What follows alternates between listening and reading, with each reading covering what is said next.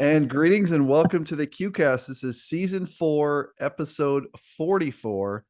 And we are now in NCAA tournament season. So we have selections, we have brackets, we have games this Friday. And we're going to go here on the QCast today to one of the most talented players in the 64 team field, one of the true stars of the tournament. And that is DJ Campbell, who's a 6'3 senior guard from Stockton, the Ospreys. DJ, it's great to have you here. I've watched you play via stream, never in person. I've watched you play, I don't know, 10 games or more over the course of your career. It's great to have you here. How are you doing, DJ? I'm doing good. How are you? Thanks for having me, first and foremost.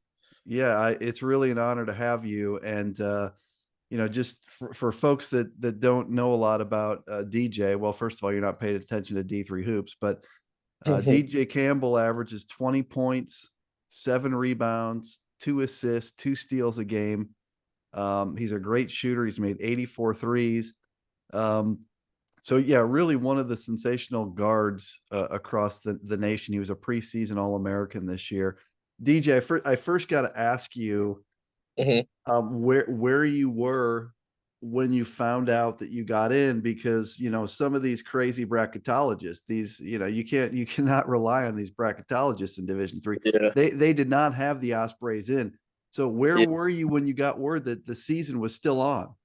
So, we had the NJAC tournament, of course, and we lost in the game. So in the locker room, the spirits was just the season is over. Like that's what everybody vibes was. I did an interview with an article Atlantic Press, and I was just telling them like how the career came to an end and how we were so close to the finish line, and then Monday morning came and I was taking a nap. I had class. So I texted our coach, strength conditioning coach, that I was going to take a few weeks off and then I just get ramped up back into my workouts because obviously I'm trying to play overseas. So I was trying to take a couple weeks off. I had class and came home taking that, right? And then something told me to check my phone and I seen all these missed calls. The athletic director texted me, or group chat was going off. Um, People from all over the campus was texting me. It was crazy. So I texted one of my teammates, Martin. So what's going on, bro? Like, our coach called me. He said, I called you like 5 times. I'm like, I'm getting ready to go to sleep after class. So I called my teammate. I'm like, what's going on? He said, bro, we're in. I said, what? In what? He said, we're in the tournament. And I'm like, oh, snap. So it was just a crazy feeling. And then we had a meeting that same exact day. So it was great to be back around my teammates. It was a crazy feeling. It still didn't feel real that day because after the game, my mom was just saying to me, like, I wish you had one more game that I could just watch you in your college career. And then her wishes came through. So Yeah, the hopefully extend our season. I mean, with the emotions to that, DJ, right? You go Yeah. from you lose to TCNJ, and you think that you're done, and Yep. you're almost positive that you're done, and to the point where you're not even paying attention to the selection show, and Yeah. then you get word that you're like, what was the lows and the highs to that? Like, talk a little more about that. That's crazy, I isn't it? mean, because mentally, like you're thinking it's over, but then now you have to get back into season form. And the motivation came for I just had another opportunity to play with my brothers and be around my coaches again, just being around that brotherhood atmosphere again. So that was the lows was definitely just like wow, like I thought it was over, and then the highs is just like I get another opportunity to play college basketball. So You're sitting here, DJ, at 17-10 on the season. You went 12-6 in the NJAC. That was tied mm-hmm. for second. Now you did sweep the league champ. You swept Rowan, right? I mean, Yeah. those I've watched a ton of NJAC games this year, and it's one of the traditionally strongest leagues in Division 3. It is always kind of a battle every game out kind of league. And Mm-hmm. Rowan had a really good team this year. Talk a little bit about beating Rowan twice, because that had to feel pretty darn good to win those two big league games. Yeah, I mean the motivation to go into Rowan is obviously our rival, so going into that game is always that Stockton versus Rowan game. Like that's one of my favorite games in my career, just playing against Rowan. So the motivation going to that game is always it's a lot of emotions in that game. So it was kind of they beat us all 3 times last year. They beat us in the championship and they beat us twice in the regular season. So we just wanted to come out Sure. and just beat them again. So it's always fun playing against Rowan and always fun beating them. Were you surprised at the way the conference tournament played out? The fact that Rowan won the regular season, but TCNJ Yeah. ends up kind of cutting down the nets. Surprise, not a surprise. What'd you think of the way that played out? Um, I mean, obviously, I thought we had the most talented group, but our league is like really like our eighth team, our eighth seed team, our last place team. Um, they were really good. Like they took us down to the wire, and we played pretty hard in that game, like Jersey City. Even the last team that made Keene, they beat us the last. So our league is pretty. It's a pretty tough conference. Like even Rutgers Camden, like they haven't been really good. They took TCNJ down to the wire, and Right. TCNJ. So it's our league is pretty good. This is one of my favorite leagues to play in. Like other than like the non-conference, but this is a pretty strong league to play in. You've had amazing success on the teams you've played on. Yeah, I think this is the third time that you've played in the NCAA tournament in a row, correct? Like yeah, yeah, three years in a row, yeah. which is crazy, right? You're a true senior right now. So your Yep. first year was 1920, Hmm. and The then COVID year. COVID year, and then since then Yeah. now you've got this will be the third in the row. So talk about what it's been like to get to play in the NCAA tournament so many times. Um, it's no other feeling. That intensity you can't match, and it's one of my favorite times of the year. Other than trying to compete for a league title, but this is one of my favorite times of the year. Where you just compete for NCAA. You play against all the good players in the country, all the good teams in the country. Just compete. Also meeting different people, and it's just fun for me. Being around it and having my freshman guys enjoy this moment, grasp it, and obviously carrying over the program for years to come. So it's And fun. I think I misspoke. I think you're a fifth year senior. Is that Yeah, correct? fifth year. This Yep, fifth yep, year senior. So yeah, the yep, math wasn't working out in my head. So fifth year senior, yeah. and that path in 21, 22. Hmm. That's the year that you guys hosted, I believe, Hmm. right? Because I Yeah, remember we watching hosted 2 years. Yeshiva, right? Yeshiva played Johns Hopkins, right? Yep, I yep, remember watching them play. They almost made a big time comeback, and so you beat Johns Hopkins, and hmm, then you beat Wilson, Johns Hopkins, and then you went to Christopher Newport, I believe, and got yep, beat. yep. And then last year, you lost at a really good Nichols team that went to the Elite Eight and almost to the Final Four. Yeah. So, like, DJ, talk about like the how fine the line is in these NCAA tournament games, and that these are often one possession games. They're decided on a turnover or a shot that goes in, or just talk about like how narrow the margin is in these Yeah, games. it's almost no room for error. Like these games, like you will never ever experience like the level of intensity because you're playing for something. It's win or go home. So these games are nothing like what you experience in a regular season game, a league final game. This is like the higher, like you compete for a national title, and this is what you coming into the season. This is your ultimate goal. So everyone is playing, diving loose balls, Right. taking charges. Like they're doing stuff that winning programs doing. You're getting the best from everyone because these are the top 64 teams in the country. So this is no other feeling. You're in the I guess what I'll just call the Randolph Macon quadrant, kind Mm-hmm. of that bottom right side of the bracket, and your matchup Friday is Yep. against Tufts, and I've watched Tufts a lot of times this year. They're very good out of the NESCAC, Mm-hmm. very talented team, very balanced team.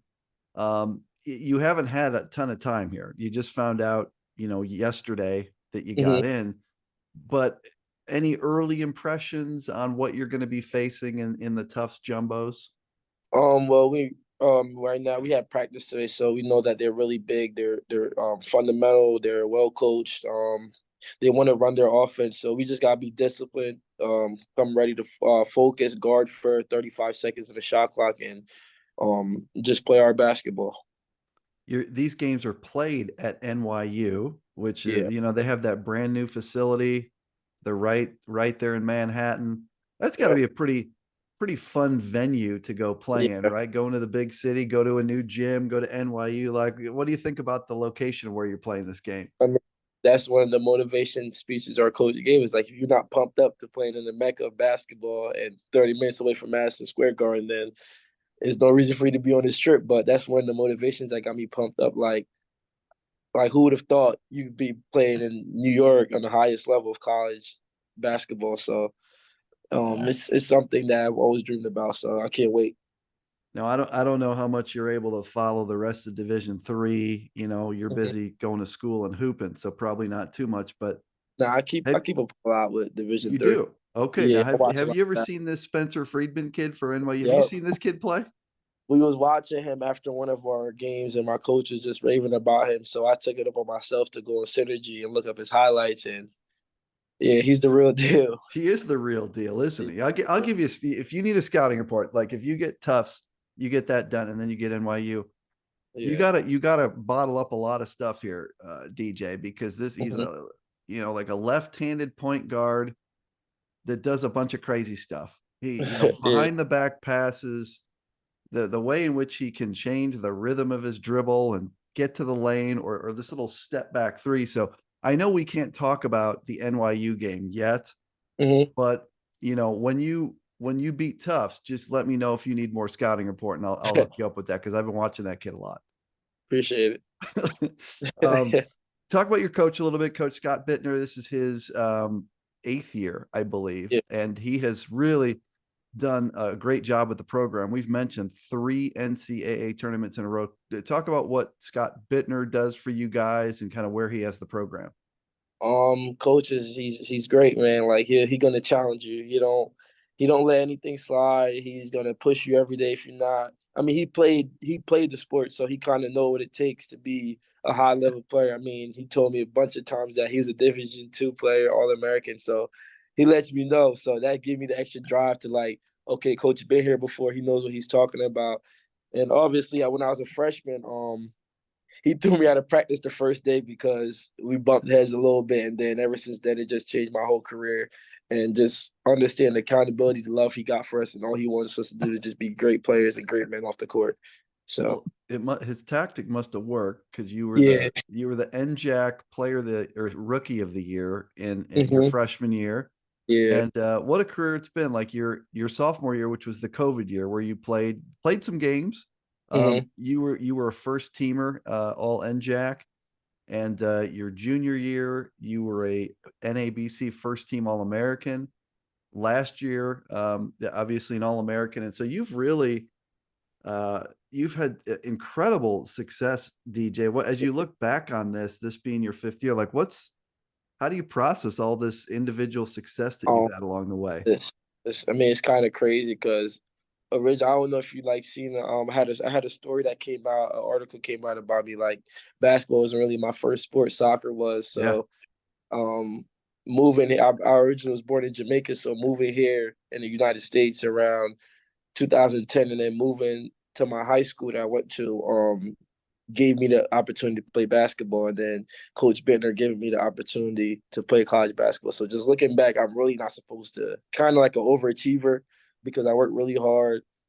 So that's how I look back at it. It's just kind of crazy, but when you work hard, a lot of good stuff happens. So It does. And yeah. just a couple more questions. I'm interested in how did you find Stockton? Like, I don't know who else was recruiting you, and how did you end up picking Stockton? Well, Rowan recruited me, but they didn't really recruit me hard enough. I felt like Stockton, long live Coach Hutch, he recruited me really hard, and he was in my classroom, he was at our practice, he was at our games. So Stockton, Montclair recruited me a little bit, but they didn't really. I feel like Stockton was a team that really recruited me out of the three. So not a lot of schools. I didn't get a lot of looks out of high school. But Stockton was the one team that really Coach Bittner, Coach Hutch, they didn't mess around trying to get me. So, but I also didn't think I'll be the player I am today. So it's kind of crazy. It's a great story. Like as a high school player, you weren't Yeah. heavily recruited. There's a lot of this is heavy recruiting season, as you'll remember back to your senior year of high school. Is Mhm. this is the time of year where like this month, next month, March, April, where kids are making decisions. To me, what I heard you just say, and Mhm. I don't want to put words in your mouth, but what I heard you say is you kind of went where you were wanted. Is that like Yep. is that advice that you would give high school seniors that are being So, recruited? Like yeah. go to someone that wants you. Yeah, it's I mean, I can remember my class, where a lot of kids just went out of state, went to Division 2, Division 1s thinking it was gonna be, and I could tell people this, like Division 3 is one of the best basketball there is. Like it's a lot of talent. I have a kid that transferred from Division 2 on our team, and he's like, this is real. Like it's not a walk in the park. And for a kid like me, um, a lot of high schoolers think they're really good, and it's just like it's so much talent level on the court when you're playing Division 3 basketball. When people look at Division 3 basketball and try to bash it, and I see you guys on Twitter just keep raving about Division 3, and I feel like that's good for us because we get some type of light stuff like this. The podcast I really enjoy. We don't really get stuff like that, so it's kind of cool being on a podcast at a Division 3. So I can really something I can brag about, and it makes you feel important on this level. So Well, you guys I, are important. That's why we all yeah, do it, right? Is that yeah, for our little community here, this is better than Division 1. It's certainly yeah. better than Division 2. For our group is like you guys are kind of the heroes here. And so I'm glad that you feel that way because there's a lot of people that are out there supporting you guys and that's great to hear you say that. What uh Yep. what are you studying at Stockton? Kind of on the books, the academics. What are you studying? What do you want to do? All Uh, that stuff. criminal justice major.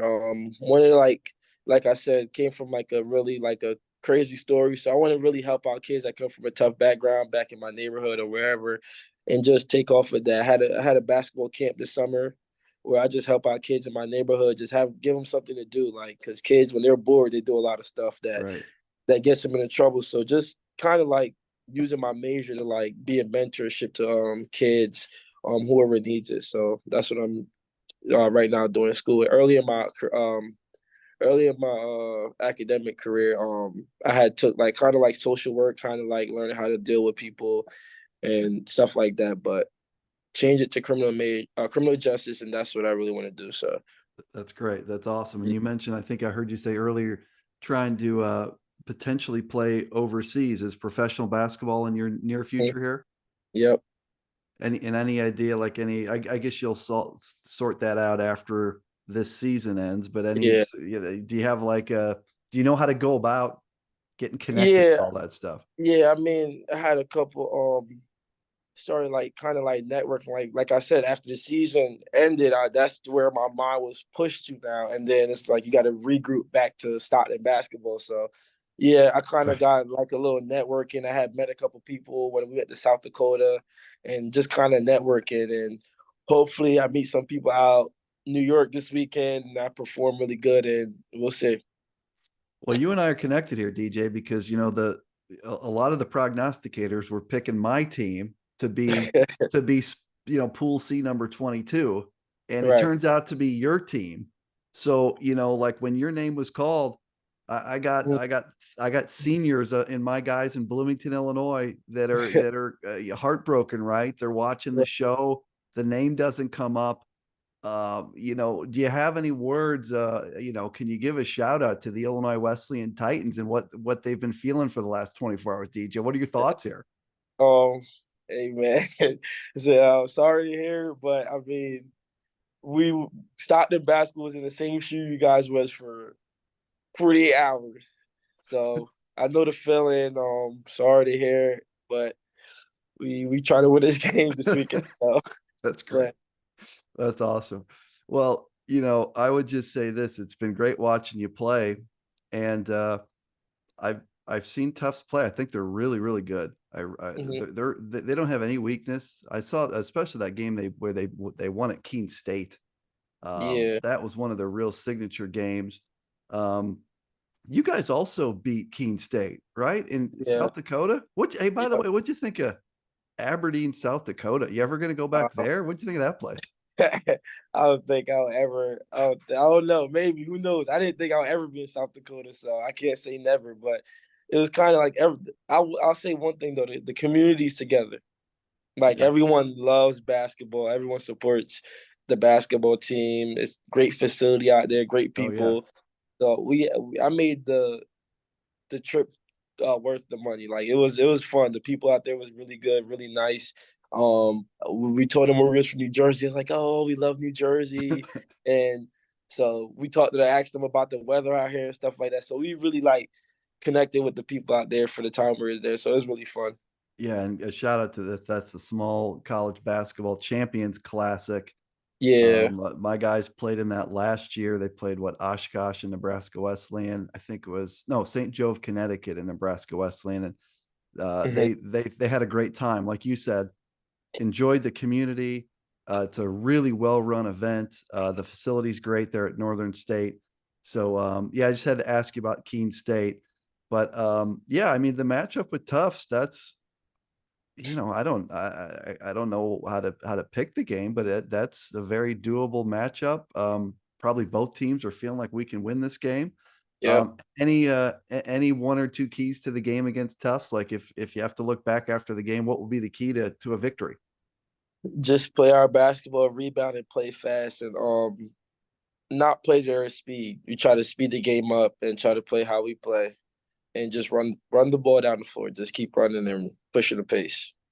Well, I'm looking forward to seeing that. I can't remember, and it's okay if you can't remember. Mhm. Is that an early game? That the times are all staggered now. What time do you play? Do you Yeah, remember? we play at 4:15. 4:15. Okay, so Yeah, I we leave. love the staggered times.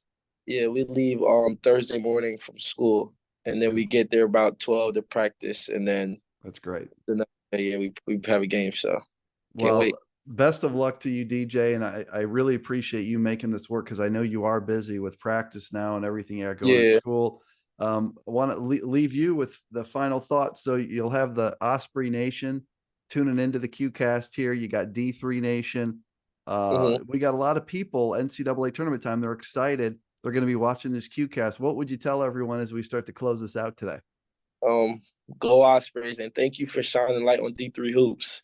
We really appreciate it. Guys that play Division 3, it's really hard. We coming every day to work, and we really appreciate it. So thank you, and go Ospreys. Go Ospreys. Good luck to you, DJ, and really Thank, appreciate you making this work today. Okay. Good luck to you Friday.